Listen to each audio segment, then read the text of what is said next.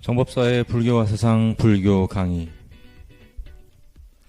안녕하세요. 불교와 세상 강의를 진행하게 될 캘거리 설혜사의 정진형 법사라고 합니다. 저의 소개를 잠시 드리면 캐나다 캘거리라는 곳에 살고 있으면서 이민생활과 포교 활동을 하고 있습니다. 설혜사라는 절에서 지난 10여 년간 포교에 몸담고 있습니다. 한국에서 인도 철학과 불교를 전공했고 캐나다에서도 종교학을 전공했습니다.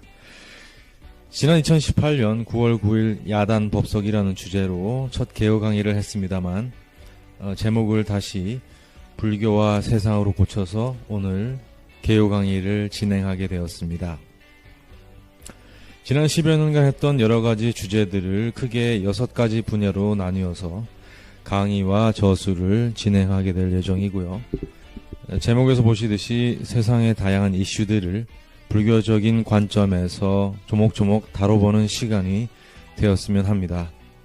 그러면서도 불교 경전과 교리의 틀에서 크게 벗어나지 않도록 애쓰고자 합니다. 캘거리 설혜사에 대한 소개는 지금 화면과 캘거리 설혜사 홈페이지 calgary설혜사.org에서 확인해 주시면 감사하겠습니다.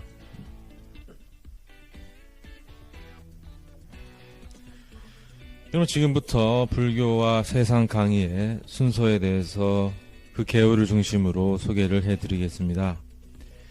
제1부 종교와 불교에서는 먼저 종교의 개념과 불교 신행의 기본 구조에 대해서 비교해 보고요. 불교에서의 기도의 방법과 목적 또한 알아보고 마지막으로 불교 윤리의 기본적인 특성과 덕목에 대해서 살펴보고자 합니다. 제2부 불교에서의 공사상에서는 초기 불교에 나타난 석가모니 부처님의 무아와 공사상과 인연법에 대해서 알아보고 두 번째로는 대승경전인 금강경에 나타난 공의 실천에 대해서도 알아보고 또한 다른 여러 경전을 통해서 드러난 무아와 공의 실천의 방법에 대해서도 살펴볼까 합니다. 제3부 불교에서의 삶과 죽음의 문제에서는 불교의 사후세계, 불교의 우주관, 불교 우주관의 궁극적인 목적에 대해서도 살펴볼까 합니다. 제4부 불교와 구원론에서는 불교에서 말하는 진정한 아름다움과 진리의 관계란 무엇인가, 불교의 깨달음의 본질은 무엇인가, 그리고 불교 명상 수행의 종류와 구조에 대해서도 살펴보겠습니다. 제5부 불교와 과학에서는 현대 과학의 이론들을 불교적 관점에서 바라보겠습니다. 대표적으로 현대과학의 프랙탈 이론이라든가 매트릭스의 이슈들, 그리고 양자역학에 대한 불교적 관점에 대해서도 비교 고찰해보고자 합니다. 마지막으로 제6부 불교 비평론에서는 불교가 던지는 현대와 미래에 나타나는 국가 간, 종교 간, 문화적 갈등의 시대에 대한 평화의 메시지에 대해서 살펴볼까 합니다.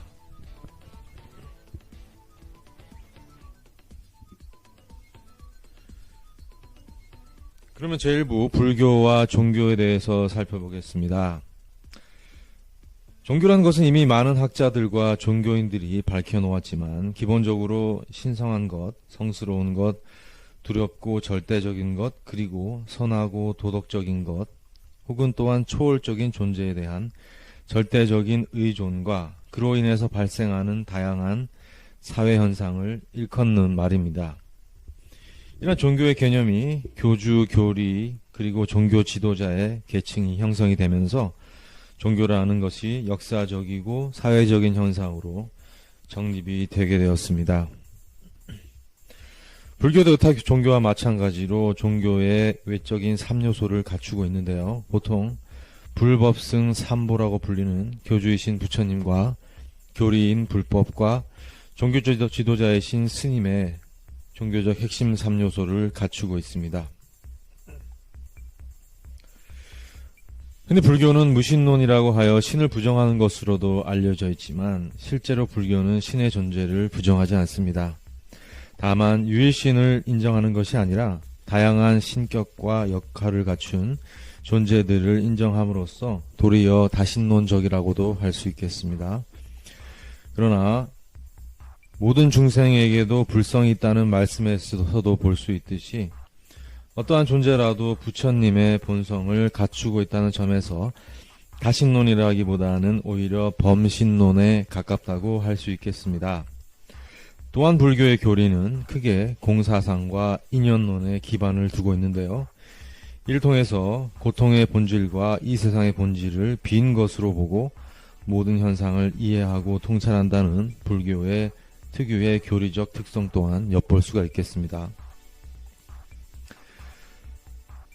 부처님이라고 하는 교주와 그분의 가르침을 교리라고 봤을 때 마지막으로 그 두 가지를 실천하시는 분들을 스님이라고 하여서 그 마지막 귀의점으로 삼고 있습니다. 그럼 두 번째로 불교의 기도의 목적에 대해서 살펴보겠습니다. 위에서 말씀드렸듯이 불교는 다양한 신격을 인정하고 있지만 그 중에서도 가장 모범적으로 삼는 인격적 존재를 보살이라고 합니다. 보살은 깨달음을 이룬 후에 중생들의 성불을 위해서 노력하시는 모범적인 존재로서 그 중에서도 자비를 으뜸의 원리로 삼고 있는 관세음 보살을 다른 많은 보살들 중에서도 가장 으뜸으로 섬기고 신행하고 있습니다. 흔히 불교라고 하면 또 다른 오해 중에 하나가 복을 비는 종교다, 즉 기복의 종교라는 인식이 있지만 사실은 천수경에 나타난 관세음보살의 신앙은 그분의 이념과 실천을 본받고자 하는데 그 의의를 두고 있습니다.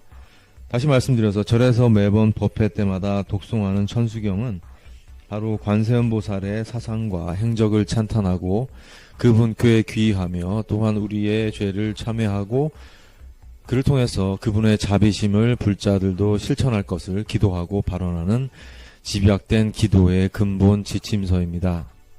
다시 말해서 천수경은 복을 비는 것이 아니라 복을 짓기 위해서 맹세하고 실천을 다지는 기도의 지침서라고 할 수 있겠습니다.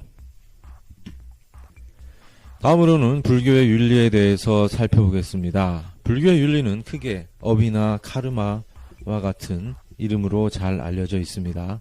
즉 우리가 지은 것은 우리에게 돌아온다는 자율주의적인 윤리가 불교 업의 사상의 기본이고 몸과 입과 마음이 짓는 세 가지 업으로 인간의 행위를 구분하고 있습니다.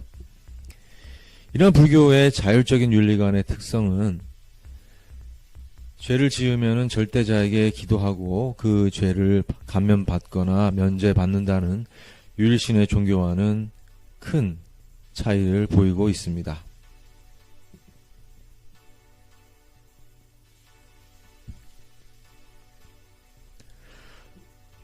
다음은 제2부 불교의 공사상과 실존에 대해서 살펴보겠습니다. 석가모니 부처님께서 깨달으신 공의 진리는 사실 인간의 실존에 대한 철저한 관찰과 직관에서 나왔다고 볼 수 있습니다. 깊은 명상과 깨달음을 통해서 인간과 우주는 모두 인연에 의해서 발생된 것이니 이 인연의 근본은 무지, 즉 잘못된 한 생각에서 나왔다고 하는 것이 바로 12연기의 가르침입니다. 그러한 잘못된 한 생각이 이 세상을 항상하다고 우리가 믿고 있기 때문에 일체는 고통에 사로잡히게 되며, 즉 우리가 이 고통을 극복하기 위해서 나라고 하는 생각을 없애는 무아의 깨달음을 통해서 그 고통을 극복할 수 있다는 것이 일체계고 재행무상 제법무아의 삼법인의 가르침이라고 하겠습니다. 그러면 석가모니가 설파하신 공과 무아의 사상은 어떻게 실천할 수 있을까요? 공사상의 가장 대표적인 경전으로 반야심경과 금강경을 들 수 있습니다. 금강경 중에서 핵심적인 실천의 덕목을 담은 구절을 사구계라고 하는데요.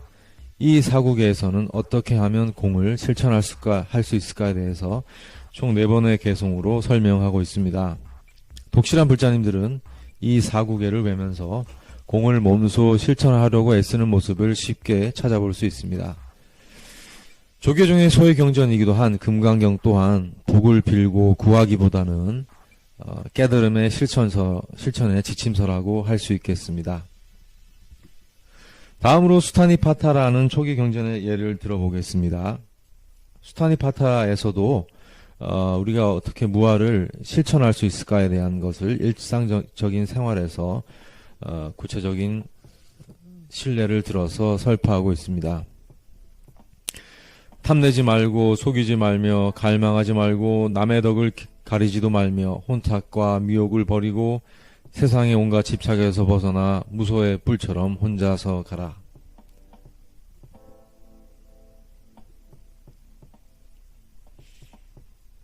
그러면 이제 제3부 불교에서의 삶과 죽음의 문제에 대해서 살펴보겠습니다. 첫 번째는 불교의 사후세계를 살펴보겠습니다. 불교에서는 죽고 나면 49일 동안 육체와 분리된 중음신이 되어 생과 사의 경계에서 다음의 인연처를 정하게 된다고 합니다. 이때 일주일에 한 번 다음 생으로 가기 전에 명부대왕들로부터 심판의 시기를 갖는다고 합니다. 절에서 49제를 하는 이유는 바로 이 심판의 시기에 중음신이 된 망자의 선업을 강조하고 악업이 있더라 하더라도 기도하는 이들의 힘을 빌어서 그 죄를 경감하기 위해서 실시하는 것입니다. 보통 10분의 명부대왕이 계시다고 하는데요. 49일 동안 7번의 심판과 더불어 100일째 한 번, 1년째 한 번, 그리고 마지막으로 3년째에도 심판의 시기를 갖고 이 심판을 통해서 죄가 확정이 되면 지옥에서 그 죄를 갚고 참여하기 위해서 일정한 시간을 보내야 한다고 합니다. 불교의 사후세계에 관련된 가장 유명한 저서들 중에 하나가 티벳 사자에서라고 할 수 있겠습니다. 이 티벳 사자에서에서는 윤회의 6가지 길을 벗어나 해탈하는 방법에 대해서 역설하고 있습니다. 티벳 사자에서에서는 망자에게 어둡고 색이 있는 육도윤의 길이 아닌 투명하고 밝은 아미타 부처님의 빛을 따라서 윤회를 벗어나라는 점을 강조하고 있습니다. 또한 윤회에서 벗어나는 근본적인 방법으로 탐냄, 성냄, 그리고 어리석음을 벗어나라는 것 또한 반복하여 설명하고 있습니다. 다음으로는 불교의 우주관에 대해서 살펴보고자 합니다. 불교에서 인간이 사는 세상은 우주의 중심인 수미산을 중심으로 남쪽에 위치한 남선부주라고 합니다. 남선부주와 더불어 동쪽, 서쪽, 북쪽에도 인간계와 비슷한 세상이 있다고 하며 지옥의 경우에는 이 세상의 바깥 경계인 철이산의 바깥에 위치하고 있다고 설명합니다. 다음으로 천상의 세계에 대해서 살펴보겠습니다. 불교에서 천상의 세계는 우주의 중심인 수미산의 위에 위치하고 있습니다. 이 천상은 크게 욕심의 세계 6개 6천, 모습의 세계 3개 18천, 그리고 욕심도 모습도 없는 무색계 4천의 하늘을 설명하고 있습니다. 이 각각의 하늘에도 다양한 신의 세계들이 존재하고 있습니다. 물론 하늘의 세계는 인간계보다는 높지만 결국 자신이 지은 업력의 결과에 의해서 태어난 것이므로 여전히 윤회 범주에 있고 또한 수명도 정해져 있다고 합니다.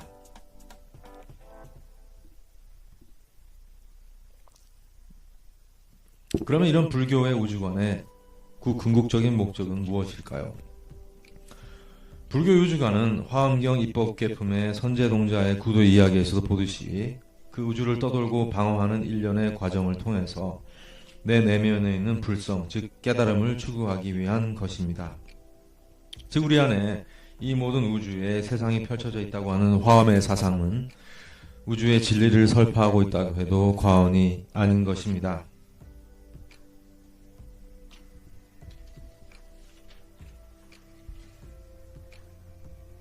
다음으로 제4부 불교와 구원의 문제에 대해서 살펴보겠습니다.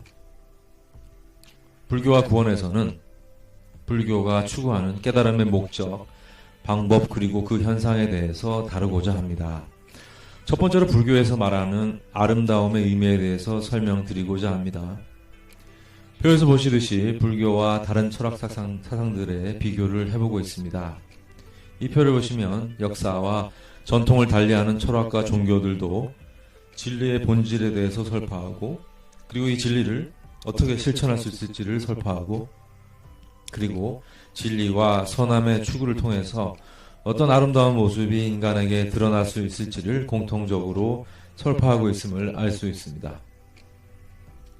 불교에서도 진리의 본질인 공과 인연을 깨닫고 선한 보살과 자비행을 실천하면 우리 스스로가 부처님의 모습과 보살의 아름다움을 갖출 수 있다고 역사라는 진선미의 철학적 구조와 비슷한 구조를 가지고 있습니다.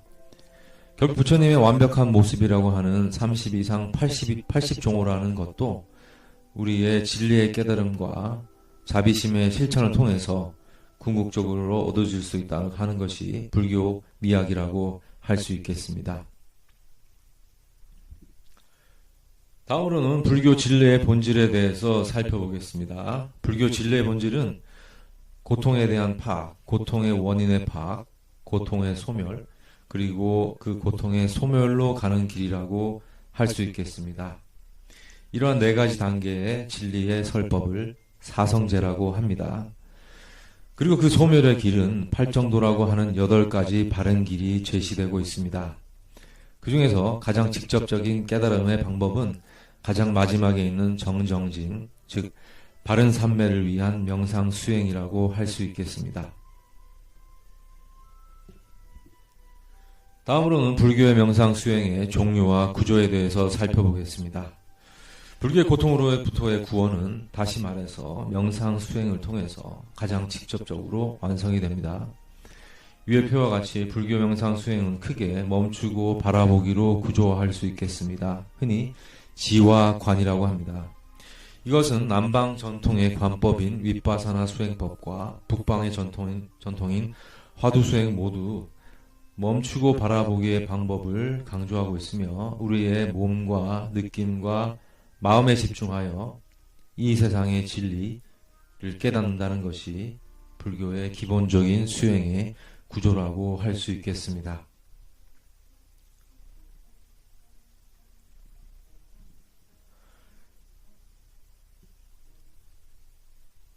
그럼 이제 제5부 불교와 과학에 대해서 설명드리고자 합니다. 위에서 잠시 살펴보았듯이 불교의 우주관은 결국 내 내면에 있는 불성, 즉 본성을 깨닫기 위함이라고 할 수 있겠습니다. 즉 내 안에 우주 삼라 만상이 펼쳐져 있다는 소우주 세계관을 불교는 설파하고 있는데요. 현대 과학의 한 일파에서는 우리 세포의 모습과 우주의 모습이 유사하다는 프랙탈 이론을 주창하고 있는데요. 이 프랙탈 이론은 불교에서 말하는 소우주론과 그 맥을 같이 하고 있다고 볼 수 있습니다. 현대과학에서는 고성능의 현미경과 우주망원경을 통해서 비로소 세포와 우주의 유사성을 물리학적으로 밝혔지만 불교에서는 이미 기원전 훨씬 이전에 이러한 프랙탈 이론을 설파하고 있었던 것입니다. 다시 말해서 내 마음속에 우주 삼라만상과 그 진리가 펼쳐져 있다는 것은 불교에서 이미 설파되고 증명된 것입니다. 다음으로 영화를 통해서도 잘 알려진 불교와 매트릭스의 유사성에 대해서도 살펴보고자 합니다. 매트릭스라는 것은 원래 모체라는 뜻이지만 이 모체는 진리의 중심에 있다기보다는 다양한 가상의 현실들이라고 볼 수가 있겠습니다. 이 가상현실은 중심이 고정되어 있기보다는 다양한 변수와 설정에 의해서 계속 바뀌어지는 것인데요. 이는 불교의 화엄사성이 말하는 일체유심조와 그 맥락을 같이 한다고 볼 수 있습니다.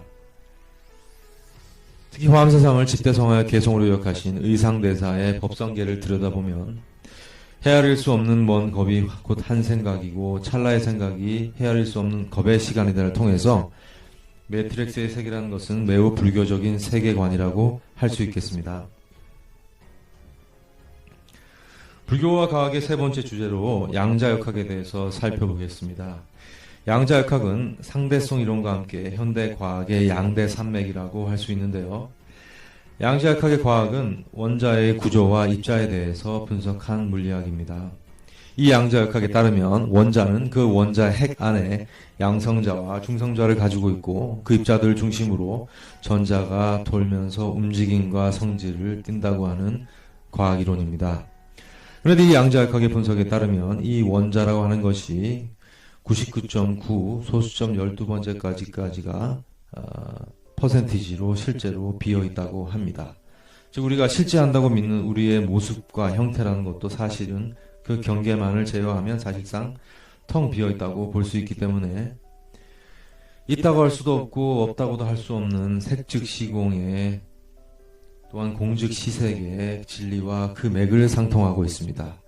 즉 물질이라고 하는 것도 그 기본 구조 이외에 대부분은 에너지와 관계 속에서만 설명할 수 있다는 것이 양자극의 진리이며 불교도 이러한 진리를 이미 부처님께서 설파하셨다고 할 수 있습니다. 따라서 우리가 물질과 대상이라 하는 것 또한 무엇이 있다고 우리가 느끼긴 하지만 실제로 에너지와 움직임 이외에는 뭔가 있다고 하기가 힘든 것이 되는 것입니다.